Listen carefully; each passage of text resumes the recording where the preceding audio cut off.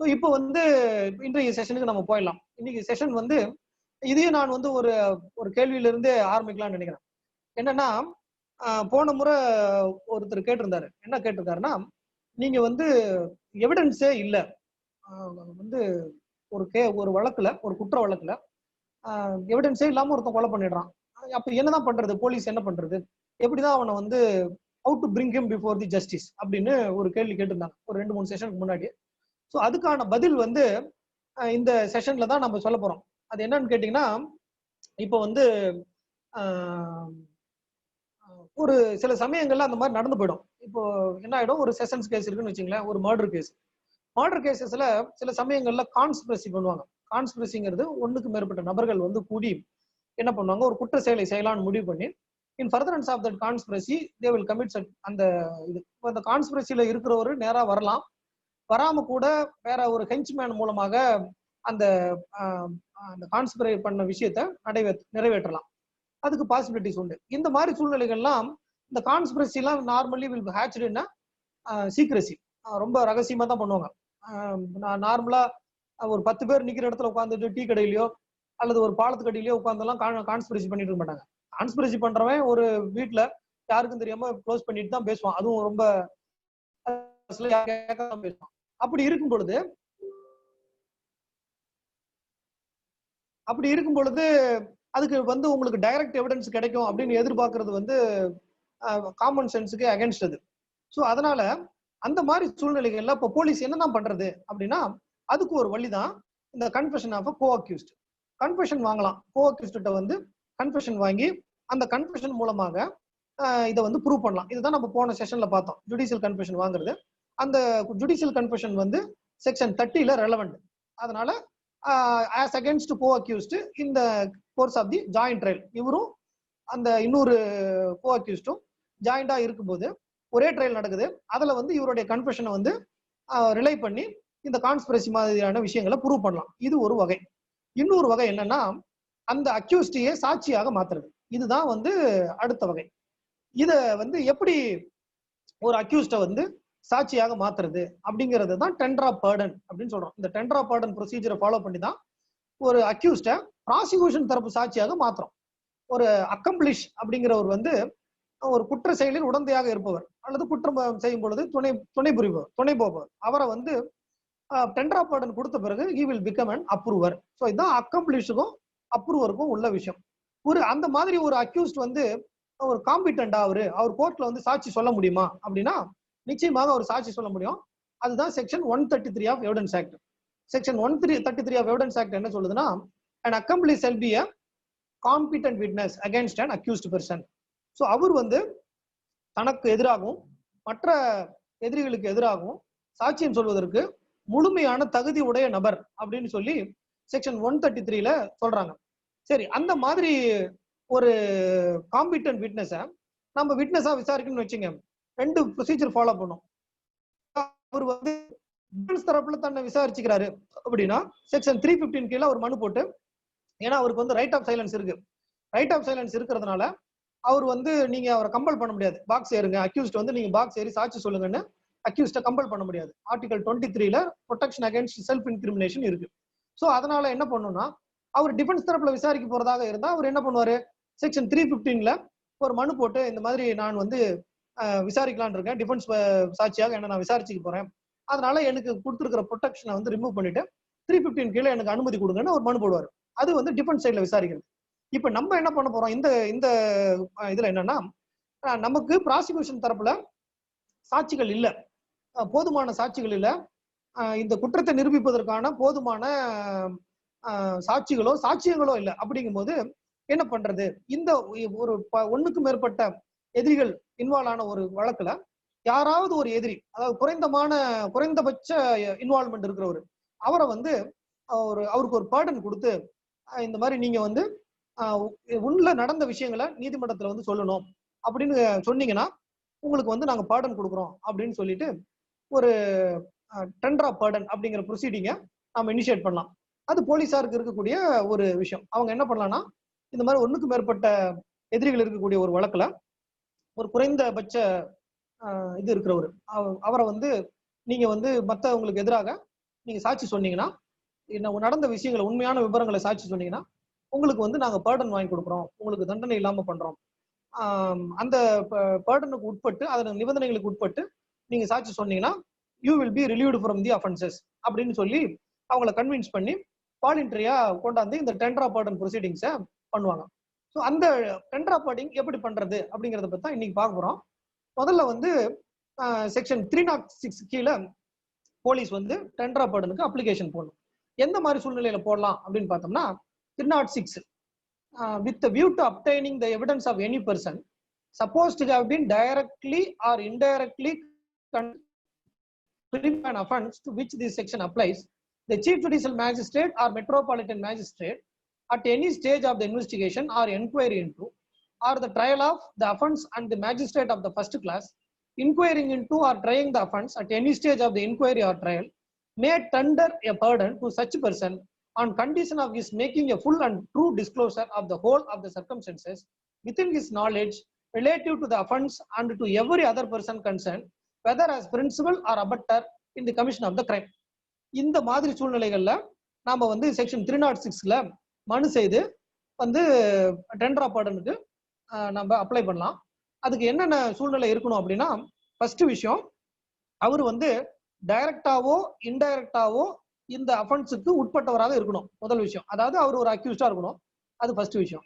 ரெண்டாவது விஷயம், இந்த டெண்டர் ஆஃப் பர்டன் யார் கொடுக்கலாம் அப்படின்னா, சீஃப் ஜுடிஷியல் மேஜிஸ்ட்ரேட்டோ மெட்ரோபாலிட்டன் மேஜிஸ்ட்ரேட்டோ அல்லது judicial magistrate of first class அவங்க டெண்டர் ஆஃப் பர்டன் கொடுக்கலாம்.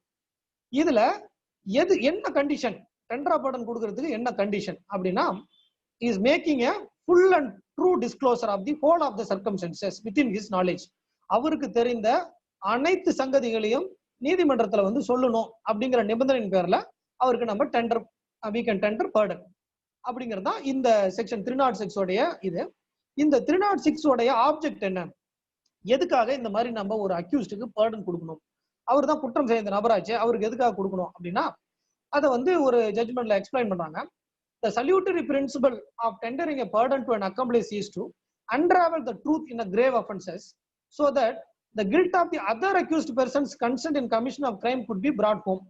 So ஒருத்தருக்கு பர்டன் கொடுக்கிறது மூலமாக மற்றவர்களுக்கு எதிரான குற்றத்தை நிரூபிக்க முடியும், அதன் மூலமாக உண்மையை வெளிச்சத்துக்கு கொண்டு வர முடியும் அப்படிங்கிற ஒரு முக்கியமான குறிக்கோளின் அடிப்படையில தான் இந்த டெண்டர் ஆஃப் பர்டன் ப்ரொசீடிங்ஸை நம்ம பண்றோம்.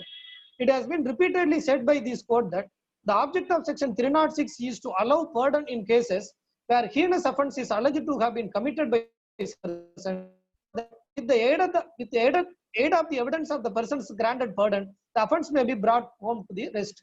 So, section 306 உடைய ஆப்ஜெக்ட் என்னன்னா, யாருக்கு பர்டன் கொடுக்கிறோமோ அவருடைய சாட்சியத்தின் மூலமாக பர்டனுக்கு உட்படாத கொடும் குற்றங்கள் செய்த மற்ற நபர்களை தண்டிப்பதுதான் அப்படிங்கிறத இந்த வழக்குல சொல்றாங்க.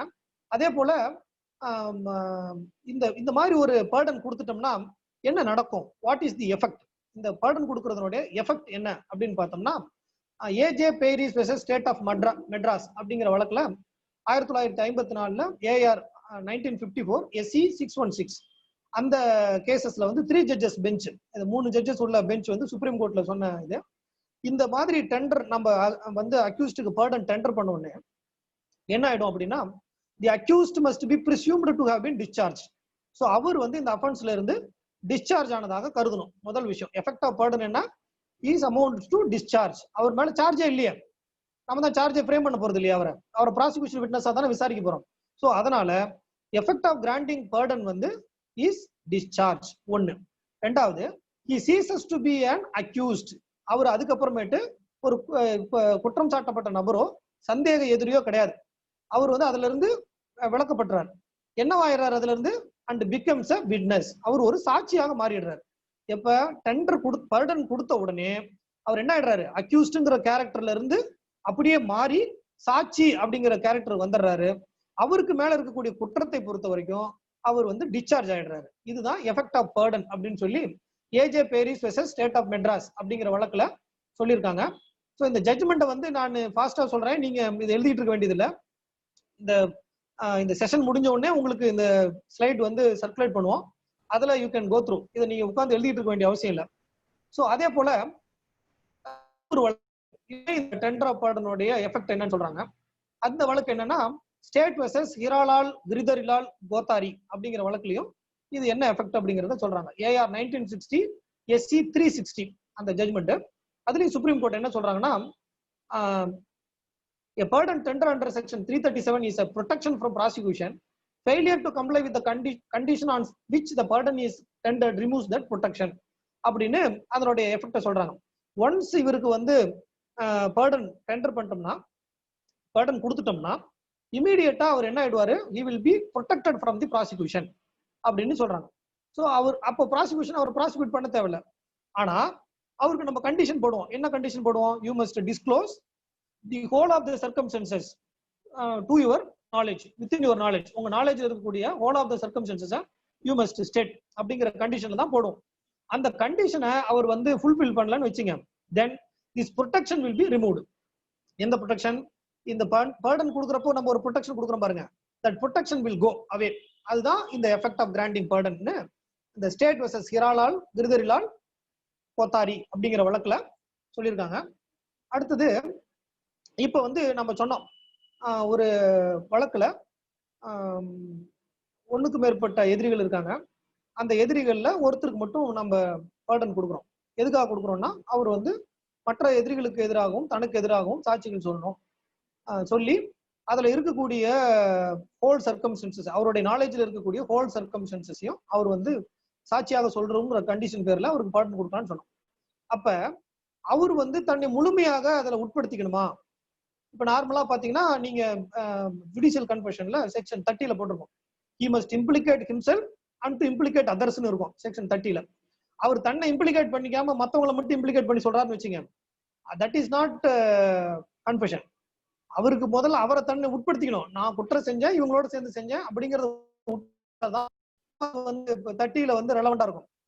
இதுல வந்து அந்த மாதிரி இந்த அக்கம்ப்ளிஸ் ஸ்டேட்மெண்ட் அப்ரூவரா மாறும் பொழுது பர்டன் கொடுக்கும்போது அவர் வந்து இதே மாதிரியே மற்றவங்களை எப்படி இம்ப்ளிகேட் பண்ணிக்கிறாரோ அதே அளவுக்கு தன்னை இம்ப்ளிகேட் பண்ணிக்கணுமா அப்படிங்கிறது ஒரு கேள்வி. அப்படி இம்ப்ளிகேட் பண்ணிக்கணும்னா தேவையில்லை. ஏன் தேவையில்லைன்னா, முதல் விஷயம், நம்ம இந்த மாதிரி பர்டன் யாரு கொடுப்போம்னா யாருக்கு வந்து இருக்கிறதுலயே கம்மியான குற்றச்செயல் இருக்கும். உதாரணத்துக்கு ஒரு 5 பேர் போறாங்கன்னு வச்சுங்களேன், ஒரு அன்லாஃபுல் அசம்பிளி 5 பேர் சம்பவ இடத்துக்கு போறாங்க. அதுல 4 பேர் அக்கரன்ஸ்ல ஈடுபடுறாங்க, 5வது நபர் அங்க நிக்கிறார், அவரு கார்டு பண்றாரு, அங்க கார்டு பண்றாரு, அதான் அவருடைய ஓவர் டாக்ட்னு வச்சுங்க. இப்ப இருக்கிறதுலயே ரொம்ப லெஸ்ஸர் ஓவர் டாக்ட் யாருக்குன்னு பார்த்தோம்னா இந்த நிக்கிற நபருக்கு தான். அவருக்கு தான் நார்மலி நம்ம பர்டன் டெண்டர் பண்ணுவோம். அந்த மாதிரி ரியல் அசைலண்ட் அட்டாக் பண்ணவங்களுக்கு நம்ம வந்து பர்டன் டெண்டர் பண்ண மாட்டோம். ஸோ அந்த மாதிரி சூழ்நிலையில அவர் அதை தானே சொல்ல முடியும், நாங்கெல்லாம் போனோம், இந்த மாதிரி 5 பேர் போனோம், அவங்க போய் அவங்க வளைச்சு வெட்டினாங்க, நான் பக்கத்துல நின்று இருந்தேன்னு சொல்ல முடியும். அவர் போய் இல்ல இல்ல நானும் சேர்ந்து வெட்டினா சொல்ல முடியும். So that is not possible. So அப்ப என்னன்னா, நீங்க அவரை வந்து கம்ப்ளீட்டா தன்னை வந்து ஒரு வழக்குல இம்ப்ளிகேட் பண்ணிக்கணுமா அப்படின்னா தேவையில்லை அப்படின்னு சொல்லி அப்ப நம்ம அபெக்ஸ் கோர்ட் வந்து state of Rajasthan versus Balbir alias Balli and another reported in AR 2014 SC 1117 இந்த வழக்குல சொல்றாங்க. அதுலயே எதை வச்சு சொல்றாங்க அப்படின்னு கேட்டீங்கன்னா, நீங்க the object of section 306 therefore is to allow pardon in cases where heinous offense is alleged to have been committed by several persons, so that with the aid of the evidence of the person granted pardon the offense may be brought home to the rest. இத நம்ம ஏற்கனவே பார்த்தோம். The basis of the tender of pardon is not the extent of the culpability of the person to whom pardon is granted. So இந்த pardon கொடுக்கிறது அவருக்கு மேல எவ்வளவு culpability இருக்குங்கறத பொறுத்தது அல்ல. But the principle is to prevent the escape of the offenders from punishment in heinous offenses for lack of evidence. சாட்சியங்கள் இல்லை என்பதற்காக தப்பித்து போய்விடக் கூடாது என்பதற்காகத்தான் நாம் இவருக்கு வந்து பர்டன் கொடுக்கிறோம் அப்படிங்கறத மனசுல வச்சுக்கணும் அப்படிங்கறதையும் சொல்றாங்க. Therefore be no objection against tender of pardon to an accomplice simply because in his confession he does not implicate himself to the same extent as the other accused, because all that section 306 requires is that pardon may be tendered to any person believed to be directly or indirectly in privy to an offense. So இந்த வார்த்தையை use பண்றாங்க. எந்த வார்த்தை? நம்ம 306ல இருக்கு பாருங்க, involved directly or indirectly in or privy to an offense. So அவர் நேரடியாகவோ மறைமுகமாகவோ அந்த குற்ற செயல்கள்ல ஈடுபட்டிருக்கணும். ஸோ அப்ப மறைமுகமா ஒருத்தர் ஈடுபட்டிருக்காருன்னா அவர் கூட வந்து சாட்சியம் சொல்லலாம். அவர் என்ன சொல்ல முடியும்? அவர் வந்து ஆமாமாங்க நானும் போய் அடிச்சுன்னு சொல்ல முடியும். So he cannot tell that. So அவருடைய பார்ட் என்னவோ அது வரைக்கும் சொல்லணும், மீதியை மற்றவங்களையும் இம்ப்ளிகேட் பண்ணி சொல்லணும். அந்த மாதிரி சொன்னாங்கன்னா போதும். அதுக்காக இவர் வந்து மற்றவங்களை எப்படி இம்ப்ளிகேட் பண்றாரோ அதே அளவுக்கு தண்ணியை இம்ப்ளிகேட் பண்ணிக்கணுங்கிற அவசியம் இல்லை அப்படின்னு சொல்லி இந்த state of Rajasthan versus Balvir alias Balli அப்படிங்கிற வழக்குல சுப்ரீம் கோர்ட் சொல்றாங்க. அதனால அதுதான் பாசிபிளும் கூட. ஏன்னா நார்மலி டெண்டர் ஆஃப் பர்டன் வந்து யார் வந்து லெசர் ஓவர் டேக்ஸ் இருக்கோ அவங்களுக்கு தான் கொடுக்க போறோம். நிச்சயமா ஆப்வியஸா அவர் அதை தான் சொல்ல போறாரு. அதனால இவருக்கு அதிகமா இம்ப்ளிகேட் பண்ணிக்கல தன்னை அப்படிங்கிற ஒரு காரணத்துக்காக டெண்டர் ஆஃப் பர்டன் கொடுத்தது செல்லாதுன்னு கண்டெஸ்ட் பண்ண முடியாது. ஸோ அதுதான் அதுல இருக்கிற பாயிண்ட். சரி, இப்ப என்னென்ன கேசஸ்ல இந்த மாதிரி டெண்டர் ஆஃப் பர்டன் கொடுக்க முடியும்? எல்லா கேஸ்லயும் கொடுக்கலாமா அப்படின்னா எல்லா கேஸ்லயும் கொடுக்க முடியாது. ஏன்னா நம்ம ஏற்கனவே பார்த்துட்டோம், ஆப்ஜெக்ட் ஆஃப் பர்டன் என்ன, ஹெய்னஸ் அஃபென்சஸா இருக்கணும். ஹெய்னஸ் அஃபென்சஸ்னா கொடும் குற்றங்கள். அந்த மாதிரி கொடும் குற்றங்களுக்கு தான் ஒருத்தருக்கு சரி பரவாயில்ல, ஒருத்தர் தப்பிச்சாலும் பரவாயில்ல, மீதி இருக்கிறவங்களுடைய குற்றம் வந்து வெளியில வரும் அப்படிங்கிறதுக்காக நம்ம பர்டன் கொடுக்குறோம். அப்ப எந்த மாதிரி கேசஸ்ல எந்த மாதிரியான நபர்களுக்கு இந்த டெண்டர் ஆஃப் பர்டன் நம்ம கொடுக்கலாம் அப்படிங்கிறத செக்ஷன் 306ல 2 கிளாஸ் 2 சொல்லுது. என்ன சொல்லுது அப்படின்னு பார்த்தா, it speaks about 2 classes of persons or 2 classes of cases. 2 விதமான classes. First, any offense triable exclusively by the court of special judge appointed under the Criminal Law Amendment Act 1952. So first set of cases என்னன்னா sessions triable by court of sessions. அமர்வு நீதிமன்றத்தால் மட்டுமே விசாரிக்கத்தக்க வழக்குகள் இருக்கு இல்லையா, நம்ம வந்து ஷெட்யூல்ல பார்ப்போம், ஐபிசி ஷெட்யூல்ல பார்த்தோம்னா போட்டிருப்பாங்க triable by magistrate, triable by court of session போட்டிருப்பாங்க. அது மாதிரி எந்தெந்த வழக்குகள் அமர்வு நீதிமன்றத்தால் விசாரிக்கத்தக்க வழக்குகளோ அந்த வழக்குகள்ல டெண்டர் ஆஃப் பர்டன் கொடுக்கலாம். இது ஒரு கண்டிஷன். ரெண்டாவது கிளாஸ் என்னன்னு கேட்டா, அதுலயே 2B பாத்தீங்கன்னா, any offence punishable with imprisonment which may extend to 7 years or with more severe sentence. 7 ஆண்டுகளோ 7 ஆண்டுகளுக்கு மேலோ தண்டிக்கக்கூடிய குற்றங்கள், அந்த குற்றங்களை செய்த நபர்கள், இவங்க கேசஸ்ல மட்டும்தான் டெண்டர் ஆஃப் பர்டன் வரும். மற்ற வழக்குகள்ல டெண்டர் ஆஃப் பர்டன் வராது.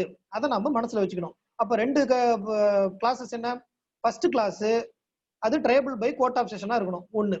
ரெண்டாவது என்ன, may extend to 7 years punishment or more. அப்போ 7 years 10 years லைஃபோ கொடுக்கக்கூடிய இதா இருக்கும்.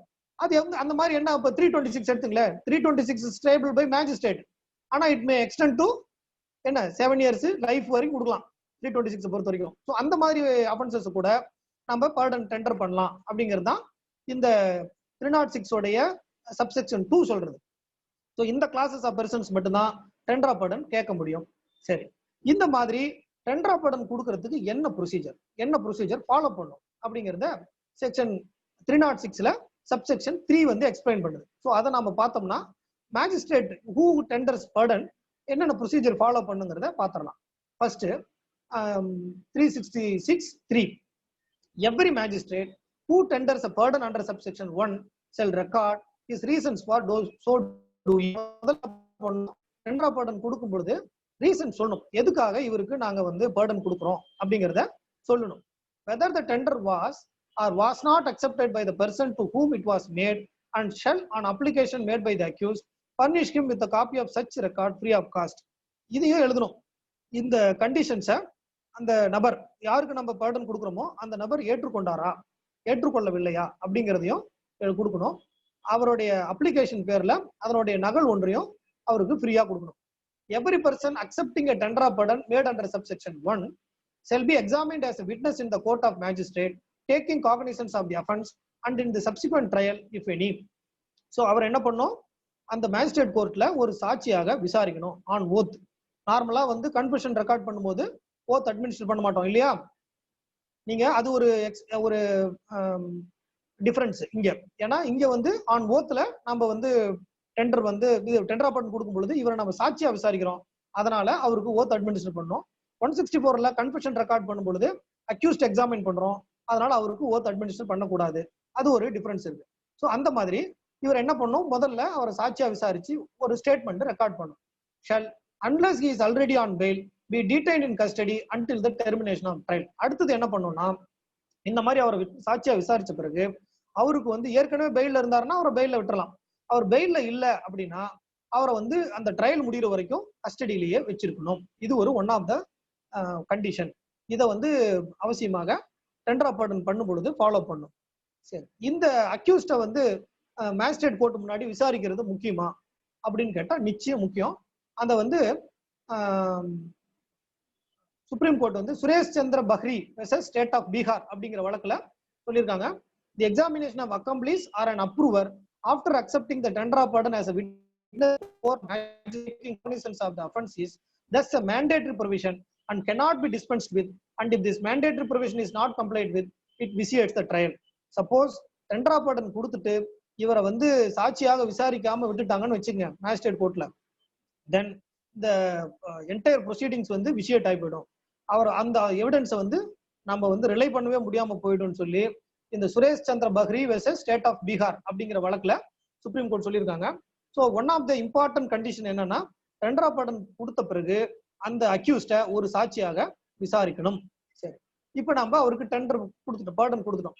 அதுக்கப்புறம் நம்ம என்னென்னலாம் மேஜிஸ்ட்ரேட் பண்ணோம் அப்படின்னா, where a person has accepted a tender of pardon made under subsection 1 and has been examined under subsection 4, the magistrate taking cognizance of the offence shall, without making any further inquiry in the case, commit it for trial. So இந்த மாதிரி evidence record பண்ண பிறகு, இந்த tender Burton கொடுத்த பிறகு அவர் என்ன பண்ணணும், delay பண்ணாம உடனடியாக ட்ரையலுக்கு கமிட் பண்ணிடணும். ஏன் டிலே பண்ணக்கூடாதுன்னு சொல்றாங்கன்னா, நம்ம ஏற்கனவே பார்த்தோம் இல்லையா, அவரை வந்து ட்ரையல் முடிகிற வரைக்கும் டீடைன் பண்ணி வச்சிருக்கணும் கஸ்டடியிலேயே. ஸோ அவருக்கு வந்து ரொம்ப நாள் வந்து அன்னெசரியா ஒரு கஸ்டடியில் இருந்துடக்கூடாது இல்லையா, அதுக்காக இமீடியட்டாக கமிட் பண்ணிடணும். கமிட்னா நான் 209ல நம்ம கமிட்டல் பண்றோம் பாருங்க செஷன்ஸ் கோர்ட்டுக்கு. ஏன்னா டெண்டர் ஆஃப் பர்டனே செஷன்ஸ் கேஸ் தானே வருது. ஸோ அதனால என்ன பண்ணணும், அவர் கமிட் பண்ணிடணும் to the court of session if the offence is triable exclusively by that court or if the magistrate taking cognizance is the chief judicial magistrate. So இப்போ வந்து ஏன்னா 7 years and above தானே punish பண்ணோம். 7 years and above CGM தான் கொடுக்க முடியும், magistrate cannot give. அதனால எங்க கமிட் பண்ணணும்னா கோர்ட் ஆஃப் செஷனுக்கோ சிஜிஎம் கோர்ட்டுக்கோ கமிட் பண்ணிடணும். ரெண்டாவது, court of special judge appointed under the criminal law amendment act. So அதையும் நம்ம பார்த்தோம். ஒரு ஃபர்ஸ்ட் கிளாஸ் ஆஃப் கேசஸ்ல கிரிமினல் லா அமெண்ட்மெண்ட் ஆக்ட்ல வரக்கூடிய ஸ்பெஷல் கோர்ட்டுக்கும் நாம வந்து கமிட் பண்ணலாம் அப்படிங்கறதையும் அதுலயே in any other case make over the case to the chief judicial magistrate who shall try the case himself. So மற்ற வழக்குகள்ல என்ன பண்ணோம், சிஜிஎம்க்கு அனுப்பி விட்டுறணும். அவர் வந்து கையில வச்சுக்க கூடாது அந்த வழக்கை. அதுதான் இந்த டெண்டர் ஆஃப் பர்டன் கொடுத்த பிறகு செய்ய வேண்டிய நடைமுறை, ஒரு மேஜிஸ்ட்ரேட் செய்ய வேண்டிய நடைமுறை. சரி, இப்போ வந்து இந்த ப்ரொசீடிங்ஸ் வந்து எப்போ பண்ணோம், கமிட்டலுக்கு முன்னாடி பண்ணோம். எது 306 எல்லாமே எப்போ பண்ணோம், கமிட்டலுக்கு முன்னாடி பண்ணோம். அப்ப கமிட்டல் ஆயிடுது.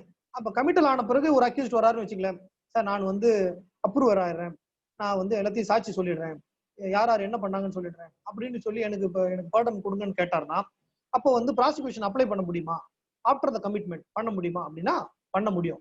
அது எப்போ பண்ண முடியும்னா செக்ஷன் 306(7) கீழே பண்ணலாம்.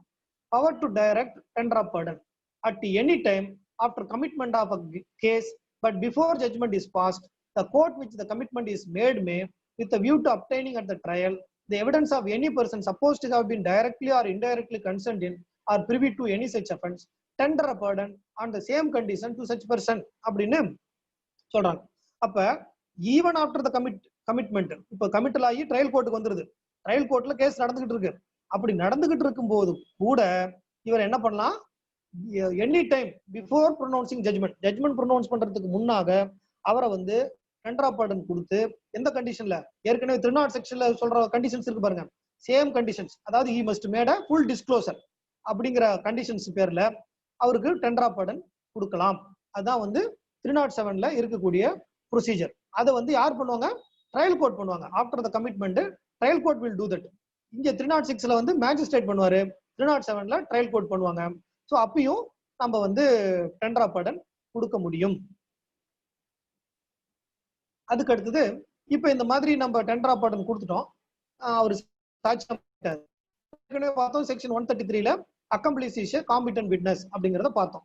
சரி, இப்ப இந்த ஸ்டேட்மெண்ட் இருக்கு இல்லையா, இந்த சாட்சியினுடைய ஸ்டேட்மெண்ட் இருக்குல்ல, அந்த ஸ்டேட்மெண்ட் வந்து அதனுடைய ப்ரொபேட்டரி வேல்யூ என்ன, அதை வந்து எவிடன்சரி வேல்யூ என்ன அப்படிங்கறதையும் நம்ம தெரிஞ்சுக்கணும். ஏன்னா அந்த மெயின் பர்பஸே எதுக்கு அப்ரூவரா மாத்துறதுடைய பர்பஸ் என்ன, ப்ராசிக்யூஷன் தரப்புல சாட்சியங்கள் இல்ல, போதுமான சாட்சியங்கள் இல்ல குற்றத்தை நிரூபிப்பது. அப்ப இந்த மாதிரி ஒரு கோ அக்யூஸ்டுக்கு பர்டன் கொடுத்து மற்ற கோ அக்யூஸ்டுகளுக்கு எதிரான குற்றத்தை நிரூபிக்க முயற்சி பண்றது தான் அதனுடைய பர்பஸே.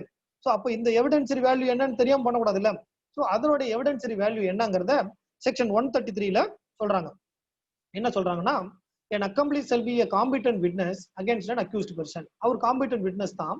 And a conviction is not illegal merely because it proceeds upon the uncorroborated testimony of an accomplice. So அதன் அடிப்படையில ஒரு கன்விக்ஷன் கொடுக்குறோம்னு வச்சுங்க, யாரு அந்த அக்கம்ப்ளிஷோடைய எவிடன்ஸோடைய அடிப்படையில நம்ம வந்து ஒரு கன்விக்ஷன் கொடுக்குறோம்னா இட் இஸ் நாட் இல்லீகல் அப்படின்னு இந்த 133ல சொல்றாங்க. ஸோ அப்ப even if the accused is not, அதாவது அப்ரூவரோட எவிடன்ஸ் இஸ் நாட் கராபரேட்டட் அப்படின்னா கூட அதன் அடிப்படையில ஒரு கன்விக்ஷன் கொடுத்தா கூட இட் இஸ் நாட் இல்லீகல் அப்படிங்கிறத செக்ஷன் 133 சொல்லுது. ஸோ அப்போ வந்து இப்போ அன்கராபரேட்டட் டெஸ்டிமோனி வச்சுக்கிட்ட கன்விக்ட் பண்ணிடலாமா, இவருடைய சாட்சியம் மட்டுமே போதுமா அப்படின்னா நம்ம இன்னொரு விஷயத்தையும் கருத்தில் கொள்ளணும். 133 படிச்சா மட்டும் பத்தாது. நீதிமன்றம் என்ன பண்ணணும்னா section 114 of the evidence act பார்க்கணும். 114 ஆஃப் தி எவிடன்ஸ் ஆக்ட் என்ன, the court may presume existence of certain facts அப்படின்னு சொல்லுது. என்னென்ன ப்ரிசியூம் பண்ணலாம் அப்படிங்கிறத அந்த செக்ஷன்ல சொல்றாங்க. The court may presume the existence of any fact which it thinks likely to have happened, regard being had to the common course of natural events, human conduct, and public and private businesses in their relation to the facts of the case. So, court என்னென்னலாம் presume பண்ணலாம், 4 விஷயத்தை presume பண்ணலாம். ஒன்னு, common course of natural events, நார்மலாக இயல்பாக நடைபெறக்கூடிய நடைமுறைகள், அந்த நடைமுறைகள் குறித்து ப்ரிசியூம் பண்ணலாம். ரெண்டாவது என்ன பண்ணலாம், ஹியூமன் கான்டக்ட் பத்தி ப்ரிசியூம் பண்ணலாம். மூணாவது பப்ளிக் பிசினஸ், நாலாவது பிரைவேட் பிசினஸ். ஸோ இது 4 பத்தியும் வந்து ப்ரிசியூம் பண்ணிக்கலாம்னு 114ல கோர்ட்டுக்கு மே ப்ரிசியூம்னு சொல்லியிருக்காங்க. அப்ப அதுல இல்லஸ்ட்ரேஷன் பி பாத்தீங்கன்னு வச்சுங்களேன், the court may presume that an accomplice is unworthy of credit unless he is corroborated in material particulars அப்படின்னு சொல்றாங்க. இதுல பாத்தீங்கன்னா என்ன சொல்றாங்க, ஒரு அக்கம்ப்ளிஸ்ங்கிறவர் வந்து unworthy of credit, அவரை நம்ப முடியாது, அவர் வந்து மெட்டீரியல் பர்டிகுலர்ல கராபரேட் ஆனா மட்டும்தான் அவரை ஏத்துக்கணும்னு இந்த இடத்துல வந்து கான்டாக்ட்ல சொல்றாங்க. எது ஹியூமன் கான்டாக்ட் நம்ம சொல்றோம் பாருங்க, அந்த ஹியூமன் கான்டாக்ட்ல சொல்லும் பொழுது அக்கம்ப்ளிஸ் எவிடன்ஸ் வந்து அன்வொர்த்தி ஆஃப் கிரெடிட், அவரை வந்து நம்ம அப்படியே நம்ப முடியாது, ஒரு அன்கராபரேட்டட் டெஸ்டிமோனியை ரிலே பண்ண முடியாதுங்கிற மாதிரி சொல்றாங்க. இப்ப நம்ம 133யும் இந்த 114B இல்லஸ்ட்ரேஷன் பியும் பார்க்கும் பொழுது ஒரு கான்ட்ரடிக்ஷன் இருக்கிற மாதிரி தெரியுது. அதுல என்ன சொல்றாங்க, அன்கராபரேட்டட் டெஸ்டிமோனியை வச்சுக்கிட்டே கன்விக்ட் பண்ணிடலாம்னு சொல்றாங்க. இங்க என்ன சொல்றாங்க, இவர் அன்வொர்த்தி ஆஃப் கிரெடிட், இவர் கராபரேஷன் இல்லாம எடுத்துக்கவே கூடாதுன்னு சொல்றாங்க. அப்ப இது எப்படி ரிகன்சைல் பண்றது, எப்படி இது பார்த்தா ஒண்ணுக்கு ஒண்ணு முரண்பாடா தெரிகிற மாதிரி இருக்கு அப்படின்னா, இதுக்கு வந்து ஒரு வழக்கு Dagdu and others etcetera versus state of Maharashtra AIR 1977 SC 1579 அப்படிங்கிற வழக்குல சுப்ரீம் கோர்ட் வந்து இதை ரிகன்சைல் பண்றாங்க. எப்படி ரீகன்சைல் பண்றாங்கன்னா ரொம்ப அழகா பண்றாங்க. அந்த விஷயத்தை நான் படிக்கிறேன், அதுக்கப்புறம் அதை எக்ஸ்பிளைன் பண்றேன். There is no antithesis between section 133 and illustration B2 section 114 of the evidence act. ரெண்டையும் படிக்கும் போது பார்த்தா ஏதோ ஒண்ணுக்கு ஒண்ணு முரணா தெரியுது, ஆனா உண்மையில அப்படி இல்லை அப்படின்றாங்க. Because the illustration only says that the state of affairs, it is only may presume, it is not self presume. அது ஒரு விஷயம். It does not seek to raise a conclusive and irritable presumption. இது வந்து conclusive proof-ஓ irritable presumption-ஓ கிடையாது. Reading the two together, the position which emerges is that though an accomplice is a competent witness and though a conviction may lawfully rest upon his uncorroborated testimony, yet the court is entitled to presume and may indeed be justified in presuming in the generality of cases that no reliance can be placed on the evidence of an accomplice unless that evidence is corroborated in material particulars, by which is meant that there has to be some independent evidence tending to incriminate the particular accused in the commission of the crime. It is hazardous as a matter of prudence to proceed upon the evidence of a self-confessed criminal who, insofar as an approver is concerned, has to testify in terms of the burden tendered to him. The risk involved in convicting an accused on the testimony of an accomplice, unless it is corroborated in material particulars, is so real and potent that what during the early development of law was felt to be a matter of prudence has been elevated by judicial experience into a requirement or rule of law. All the same, it is necessary to understand that what has hardened into a rule of law is not that the conviction is illegal if it is proceeds upon the uncorroborated testimony of an accomplice, but that the rule of corroboration must be present to the mind of the judge and that corroboration may be dispensed with only if the peculiar circumstances of a case make it safe to dispense with. ரொம்ப பியூட்டிஃபுல்லா சொல்றாங்க இந்த ரெண்டு செக்ஷனுக்கும் இருக்கக்கூடிய தொடர்பை பத்தி. அதுல என்னன்னா ரொம்ப நீங்க ஈஸியா புரிஞ்சுக்கலாம்.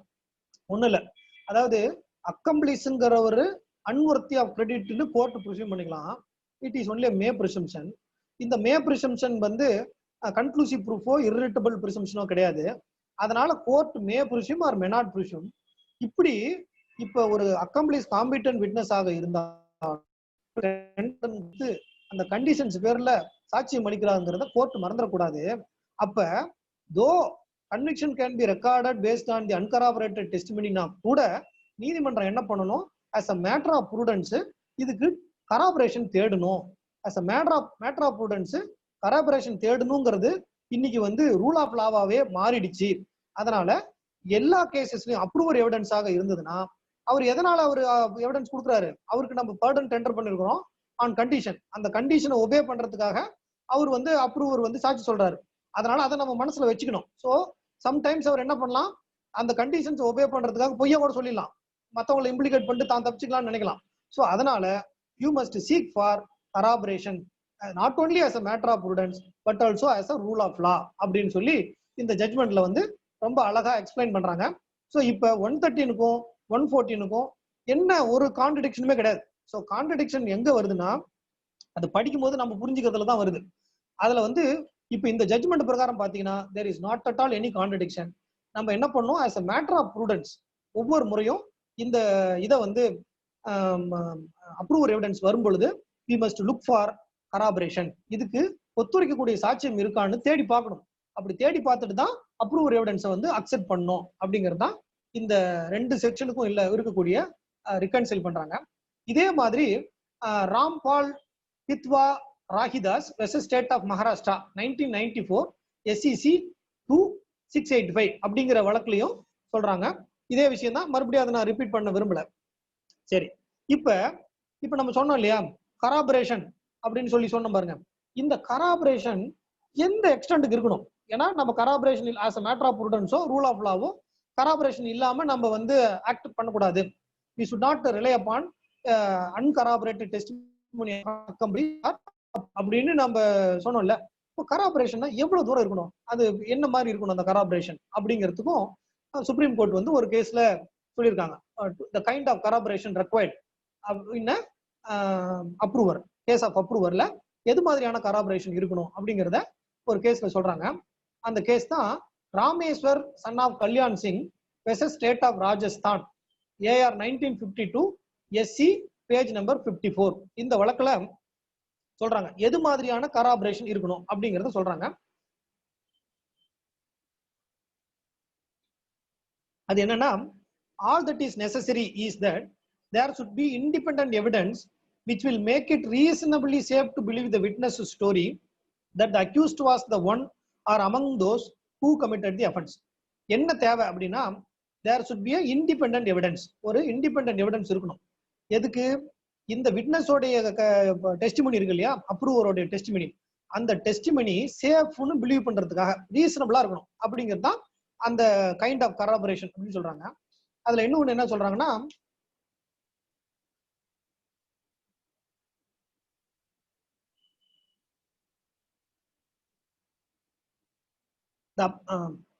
the corroboration need not be by direct evidence that the accused committed the crime, and it is sufficient if it is merely circumstantial evidence of the connection of the accused with the crime. So அந்த corroboration direct evidence தான் இருக்கணுமா அப்படின்னா தேவையில்லை. அந்த corroboration எப்படி இருக்கலாம்னா, அந்த corroboration வந்து ஒரு circumstantial evidence கூட இருக்கலாம் அப்படின்னு சொல்றாங்க. அதுல இன்னொன்னு கூட என்ன சொல்றாங்கன்னா, unless the testimony of an accomplice is treated as evidence, many crimes which are usually committed between accomplices in secret, particularly offenses with female, could otherwise never be brought to justice. இதையும் மனசுல வச்சுக்கணும்னு சொல்றாங்க. எதை? இப்ப அக்கம்ப்ளிஸோட எவிடன்ஸை வந்து அன்கராபரேட்டட் testimony தூக்கி போடக்கூடாது. இதையும் மனசுல வச்சுக்கணும். அக்கம்ப்ளிஸோட எவிடன்ஸ் இல்லைன்னா இந்த மற்ற எதிர்களுக்கான நிரூபிக்க முடியாமல் போயிடும். அதுவும் பெண்களுக்கு எதிரான குற்றங்கள், கான்ஸ்பிரசி மாதிரியான குற்றங்கள்லாம் ஒரு அக்கம்ப்ளிஸோட எவிடன்ஸ் மூலமா தான் ப்ரூவ் பண்ண முடியும். அது அந்த எவிடன்ஸ் இல்லைன்னா வேற எங்க இருக்கும் எவிடன்ஸ்? எப்படி இருக்கும்? ஒரு கேங் ரேப் வச்சுக்கல, ஒரு 5 பேர் சேர்ந்து ஒரு பொண்ணை கொண்டுட்டு போய் ஒரு ரூம்ல வச்சு கேங் ரேப் பண்ணிடுறாங்கன்னா அதுக்கு இண்டிபெண்டன்ட் விட்னஸ்க்கு எங்க போறது? அதுக்கு இண்டிபெண்டன்ட் விட்னஸ் இருக்கவே இருக்காது. ஸோ அப்ப ஒரு அக்கம்பிளிஸோட எவிடன்ஸ் இருந்ததுன்னா அதையும் மனசுல வச்சுக்கணும். நம்ம இண்டிபெண்டன்ட் விட்னஸ் இருக்காதுங்கிறதையும் மனசுல வச்சுக்கணும். அதையும் மனசுல வச்சுக்கிட்டு டைரக்ட் எவிடன்ஸ் இல்லைனாலும் சர்க்கம்ஸ்டன்சஸ் எவிடன்ஸ் ஏதாவது இருக்கான்னு பார்க்கணும். அது வந்து இந்த அப்ரூவரோட எவிடன்ஸை ஏத்துக்கிற அளவுக்கு ஒரு ரீசனபிளா இருந்தா போதும். ரீசனபிளி சேஃப் அப்படின்னு நம்ம பிலீவ் பண்ற அளவுக்கு இருந்ததுன்னா நிச்சயமாக என்ன பண்ணலாம், இந்த கராபரேஷன் நம்ம எடுத்துக்கலாம். இந்த அளவுக்கான கராபரேஷன் இருந்தா போதும் அப்படின்னு சொல்லி இந்த Rameshwar versus state of Rajasthan அப்படிங்கிற வழக்குல சொல்லியிருக்காங்க. ஸோ எல்லா கேஸ்லயும் நம்ம இந்த கராபரேஷன் இந்த அளவுக்கு இருக்கான்னு டெஸ்ட் பண்ணிக்கணும். அதுதான் ஒரு நமக்கான ஒரு டெஸ்ட். அடுத்தது சரி, இப்போ வந்து நம்ம என்ன சொன்னோம், அப்ரூவருக்கு வந்து நம்ம வந்து ஒரு கண்டிஷன் பேர்ல பர்டன் கொடுக்குறோம். என்ன கண்டிஷன் பேர்ல கொடுக்குறோம்? he must make it true and full disclosure. உண்மையையும் முழு விவரங்களையும் நீதிமன்றத்துல வந்து சாட்சியாக சொல்லணும் அப்படிங்கிற நிபந்தனையின் பேர்ல தான் அவருக்கு வந்து நம்ம பர்டன் டெண்டர் பண்றோம் அப்படின்னு சொன்னோம். அப்ப இப்ப ஃபர்ஸ்ட் நம்ம ஒருத்தர் கேள்வி கேட்டார் பாருங்க, ஒரு ஜுடிஷியல் கஸ்டடியில அவாய்ட் பண்றதுக்காக இதுக்கு போயிட்டு இப்போ கன்ஃபெஷன் கொடுக்குறேன்னு போயிட்டு நான் கன்ஃபெஷன் கொடுக்கலன்னு சொல்லி இப்போ போலீஸ் கஸ்டடி அவாய்ட் பண்ணலாமே அப்படின்னு ஒருத்தர் கேள்வி கேட்டுதா பாருங்க. அது போல ஒரு அப்ரூவர் வந்து என்ன பண்றாரு, நான் அப்ரூவர் ஆயிடுறேங்க அப்படின்னு சொல்லிட்டு இது பண்ணிடுறாரு, பர்டனை வந்து அக்செப்ட் பண்ணிக்கிறார், பர்டன் வாங்கிக்கிறாரு. பர்டன் வாங்கிட்டு சார்ஜ் சொல்ல மாட்டேங்கிறாரு. அந்த கண்டிஷன்ஸ் ஆஃப் பர்டனை வந்து அவர் ஃபாலோ பண்ண மாட்டேங்கிறாரு, ஃபுல்ஃபில் பண்ண மாட்டேங்கிறாருன்னா அப்ப என்ன பண்றது? அவரை வந்து அப்படியே விட்டுற முடியுமா? ஏன்னா நம்ம ஏற்கனவே பார்த்தோம் இல்லையா, எஃபெக்ட் ஆஃப் கிராண்டிங் பர்டன் வந்து என்னது, டிஸ்சார்ஜிங் ஃப்ரம் அஃபென்ஸ் சொன்ன பாருங்க. அதனால இவருக்கு பர்டன் கொடுத்தோன்னே அவர் டிஸ்சார்ஜ் ஆயிடுறாரு. டிஸ்சார்ஜ் ஆன உடனே இவர் அந்த பர்டனுக்கான நிபந்தனையை ஃபுல்ஃபில் பண்ணல. அப்ப என்ன பண்றது அப்படின்னா அது என்ன பண்ணலாம் அப்படிங்கிறத state of Maharashtra versus Abu Salem Abdul Qayyum Ansari and others அப்படிங்கிற வழக்குல சொல்றாங்க. 2010 10 SCC 179. ஸோ இதுல என்ன பண்றாங்கன்னா, the legal position that flows from the provisions contained in section 306, 307, 308 CRPC is that once an accomplice is granted pardon, he stands discharged as an accused and becomes a witness for prosecution. இதான் நம்ம ஏற்கனவே சொன்னோம். As a necessary corollary, once the pardon is withdrawn or forfeited on the certificate given by the public prosecutor that such person has failed to comply with the condition on which the tender was made, he is reverted to the position of an accused and liable to be tried separately, and the evidence given by him, if any, has to be ignored in 2-2 and does not remain legal evidence for consideration in the trial against the co-accused. Albeit, such evidence may be used against him in the separate trial where he gets an opportunity to show that he committed with the complied with the conditions of burden அப்படின்னு சொல்றாங்க. எந்த கேஸ்ல? State of Maharashtra versus Abusalam Abdul Qayyum Ansari அப்படிங்கிற வழக்குல என்ன சொல்றாங்கன்னா, இதுல ரொம்ப இன்ட்ரெஸ்டிங்கான ஒரு கொஸ்டின் என்னன்னா, இப்ப அப்ரூவர் வந்து பாக்ஸ்ல ஏறி சாட்சி சொல்றாரு. சாட்சி சொல்லும் போது அவர் என்ன பண்றாரு, இந்த கண்டிஷன்ஸ் சொல்லியிருந்தாங்க பாருங்க, ட்ரூ அண்ட் ஃபுல் டிஸ்க்ளோசர் பண்ணணும்னு, அதை வந்து ஃபுல்ஃபில் பண்ண மாட்டேங்கிறாரு. ஃபுல்ஃபில் பண்ணாம விட்ட உடனே பப்ளிக் ப்ராசிக்யூட்டர் என்ன சொல்றாரு, he fail to comply with the condition சொல்றாரு. அப்போ வந்து இந்த அக்யூஸ்ட் தரப்புல இருக்கிறவங்க எல்லாம் குறுக்கு விசாரணை கேட்கறாங்க, நாங்க இவரை வந்து குறுக்கு விசாரணை பண்ணணும் அப்படின்னு கேட்கறாங்க. அப்ப அது குறுக்கு விசாரணை பண்ண முடியாதுன்னு சொல்லி சுப்ரீம் கோர்ட் வரைக்கும் போய் சுப்ரீம் கோர்ட் சொல்றாங்க, அவங்க வந்து அதர் அக்யூஸ்டுக்கான குறுக்கு விசாரணை பண்ணலாமான்னா பண்ண முடியாது. ஏன்னா ஒன்ஸ் வந்து பர்டன் வந்து ஃபுல்ஃபில் பண்ணலன்னு சொல்லி பப்ளிக் ப்ராசிக்யூட்டர் வந்து சர்டிபிகேட் கொடுத்துட்டாருன்னா தேர் எண்ட்ஸ் தி மேட்டர். அவர் சாட்சிங்கிற நிலையில இருந்து மாறி அக்யூஸ்டுங்கிற நிலைக்கு போயிடுறாரு. அதனால அவருக்கு வந்து என்ன ஆகும், இந்த சாட்சிங்கிற சூழ்நிலையில அவர் குறுக்கு விசாரணை பண்றதுங்கிறதே வராது அப்படின்னு சொல்லி இந்த வழக்குல சொல்றாங்க. ஸோ அப்ப ஒன்ஸ் வந்து இவர் கண்டிஷன்ஸ் டு அந்த டெண்டர் பர்டன் கண்டிஷன்ஸை வந்து ஃபுல்ஃபில் பண்ணலைன்னா he will revert back to his original position as accused அப்படிங்கிறது தான் இந்த ஜட்ஜ்மெண்ட்ல சொல்றது. அதுக்கான ப்ரொசீஜர் என்ன அப்படின்னா செக்ஷன் 308ல சொல்றாங்க, எப்படி வந்து அப்ரூவர் வந்து அந்த கண்டிஷன்ஸை ஃபுல்ஃபில் பண்ணலைன்னா என்ன ஆகும் அப்படிங்கிறத செக்ஷன் 308ல சொல்றாங்க. Trial of person not complying with the conditions of pardon, where in regard to a person who has accepted a tender of pardon made under section 306 or section 307, the public prosecutor certifies that in his opinion such person has either by willfully concealing anything essential or by giving false evidence not complied with the condition on which the tender was made such person may be tried for the offense in respect of which the pardon was so tendered, or for any other offense of which he appears to have been guilty in connection with the same matter, and also for the offense of giving false evidence. So இப்ப இவர் வந்து நான் வந்து சாட்சியாக மாறுறேன்னு சொல்லிட்டு டெண்டரா Burton accept பண்ணிட்டு அப்புறம் வந்து சாட்சி சொல்லாம விட்டுட்டாருன்னா பப்ளிக் ப்ராசிக்யூட்டர் என்ன பண்ணணும், ஒரு சர்டிபிகேட் கொடுக்கணும். என்ன சர்டிபிகேட் கொடுக்கணும்னா, he willfully concealed essential to the case, அல்லது he has given false evidence அப்படிங்கிறதையோ, அல்லது he has not complied with the conditions on which tender was made அப்படின்னு ஒரு சர்டிபிகேட் கொடுக்கணும். இந்த மாதிரி ஒரு சர்டிபிகேட் கொடுத்தாருன்னா அதுக்கப்புறமேட்டு எந்த அஃபென்ஸுக்காக அவருக்கு வந்து நீதிமன்றம் பர்டன் டெண்டர் பண்ணிச்சோ அந்த அஃபென்ஸுக்காக அவர் மீண்டும் ட்ரை பண்ணப்படுவார். அந்த மாதிரி ட்ரையல்ல அவர் அந்த அஃபென்சஸ்க்கு மட்டும் ட்ரை பண்ணப்படாமல் ஃபால்ஸ் எவிடன்ஸ் கொடுத்ததுக்கும் சேர்த்து ட்ரை பண்ணலாம் அப்படின்னு சொல்லி செக்ஷன் 308 சப்செக்ஷன் 1 சொல்லுது. அதுக்கு ஒரு ப்ரொவிஷன் இருக்கு. shall not be tried jointly with any of the other accused. அவரை ஏற்கனவே அந்த அக்யூஸ்ட் இருக்காங்க பாருங்க, அவங்களோட சேர்த்து விசாரிக்க கூடாது, இவரை தனியா தான் விசாரிக்கணும். provided further that such person shall not be tried for the offense giving of false evidence except with the sanction of the high court, and nothing contained in section 195 or section 340 shall apply to that offense. So false evidence கொடுக்கறாருன்னு ஒரு certify பண்றாரு public prosecutor, in his opinion certifies that he has given a false evidence னா அதுக்காக prosecute பண்ணலாம்னு 308ல சொல்றாங்க. அப்ப அப்படியே prosecute பண்ணிடலாமான்னா அப்படியே பண்ண முடியாது. என்ன பண்ணும், ஹைகோர்ட் கிட்ட சாங்ஷன் வாங்கணும். அப்ப இந்த 195 ப்ரொசீடிங்ஸோ 340 ப்ரொசீடிங்ஸோ இந்த அப்ரூவருக்கு அகேன்ஸ்டா நம்ம பயன்படுத்தக்கூடாது அப்படிங்கறதா ப்ரொவிஷன் சொல்லக்கூடிய விஷயம். அடுத்தது, any statement made by such person accepting the tender of pardon and recorded by a magistrate under section 164 or by a court under subsection 4 of section 306 may be given in evidence against him at such trial. இப்போ இந்த statement அவர் கொடுத்தாரு பாருங்க magistrate முன்னாடி, ஏற்கனவே நம்ம சொன்னோம் இல்லையா, tender of pardon கொடுத்த உடனே மேஜிஸ்ட்ரேட் எக்ஸாமின் பண்ணணும்னு சொன்ன பாருங்க, அந்த மாதிரி எக்ஸாமின் பண்ணன ஸ்டேட்மெண்ட் இருக்கு பாருங்க, அந்த ஸ்டேட்மெண்டோ அல்லது இதற்கு முன்னாடி அவர் 164ல ஒரு ஸ்டேட்மெண்ட் கொடுத்திருக்காருன்னு வச்சுக்கோங்க, அந்த ஸ்டேட்மெண்டோ அவருக்கு அகேன்ஸ்டாக இந்த வழக்குல யூஸ் பண்ணலாம், இது அவருக்கு எதிரான வழக்குல யூஸ் பண்ணலாம்.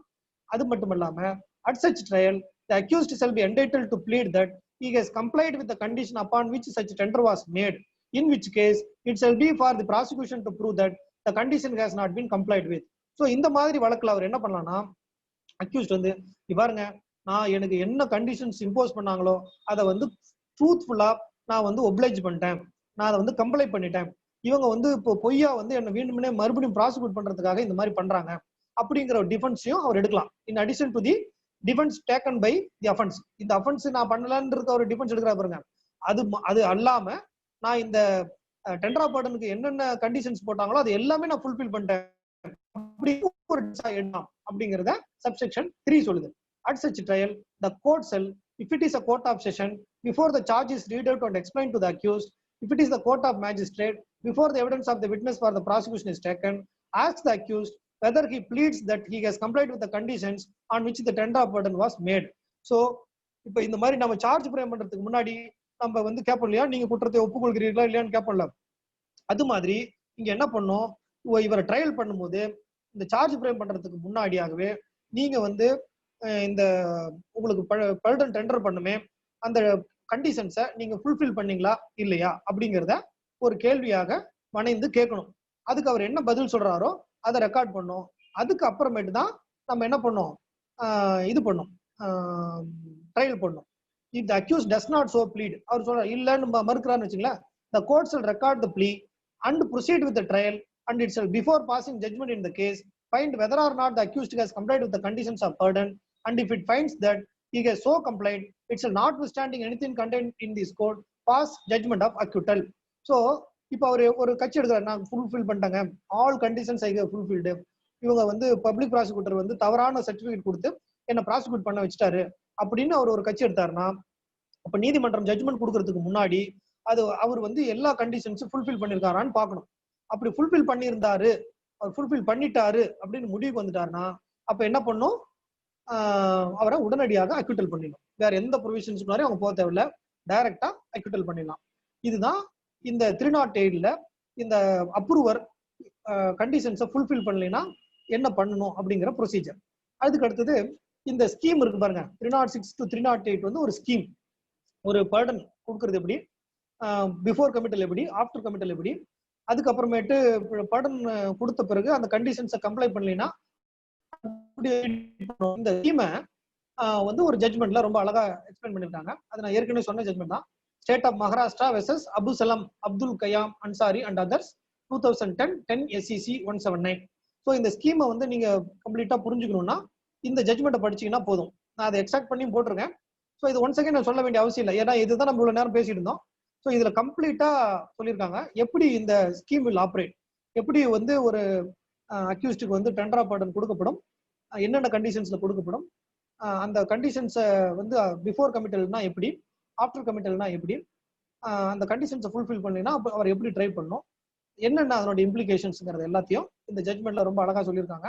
ஸோ ஒரு முறை அதை நீங்க வாசிக்கலாம். இந்த இதை புரிஞ்சுக்கணும்னு நினைக்கிறவங்க ஒரு முறை வாசிக்கலாம். அதை தான் நான் இவ்வளவு நேரம் எக்ஸ்பிளைன் பண்ணி சொன்னேன். ஸோ இதோட இந்த டெண்டர் ஆஃப் பர்டன் அப்படிங்கிறது முடியுது. இது வந்து one of the way of getting evidence against other co accused. So இப்போ ப்ராசிக்யூஷனுக்கு வந்து போதுமான சாட்சியங்கள் இல்லாத சூழ்நிலையில அவங்க வந்து மற்ற எதிரிகள், ஒரு ஒரு கொடும் குற்ற செயல் செய்த ஒரு எதிரிகள் தப்பிவிடக்கூடாது என்பதற்காக நீதிமன்றத்துல வந்து ஒருத்தருக்கு நீங்க வந்து பர்டன் கொடுங்க, மற்ற எதிரிகளுக்கு எதிரான குற்றத்தை நாங்க நிரூபிக்கிறோம் அப்படின்னு சொல்லி பண்ணலாம். அதுல வந்து மேஜிஸ்ட்ரேட் தன்னுடைய ஜுடிஷியல் மைண்ட் அப்ளை பண்ணி அவங்க என்ன பண்ணலாம், டெண்டர் பர்டன் பண்ணலாம் on conditions to make a full and true disclosure. அது வந்து உண்மையாகவும் அவருக்கு தெரிந்த அனைத்து விவரங்களையும் நீதிமன்றத்தில் வெளிப்படுத்தணும் அப்படிங்கிற நிபந்தனையின் பேர்ல அவருக்கு பர்டன் கொடுக்கலாம். அந்த பர்டன் வந்து அவர் ஃபுல்ஃபில் பண்ணாருன்னா அவர் வந்து he'll be discharge from the offence. Fulfil பண்ணலைன்னா எந்த அஃபென்ஸுக்காக அவருக்கு பர்டன் கொடுக்கப்பட்டதோ அதுக்காக ட்ரை பண்றது மட்டும் இல்லாம ஃபால்ஸ் எவிடன்ஸ் கொடுத்ததுக்காகவும் அவர் மேல ட்ரை பண்ணலாம். அந்த ஈவெண்ட் ஹைகோர்ட்டு கிட்ட சாங்ஷன் வாங்கணும். இதுதான் இந்த டெண்டர் ஆஃப் பர்டன்ல இருக்கக்கூடிய விஷயங்கள். சரி.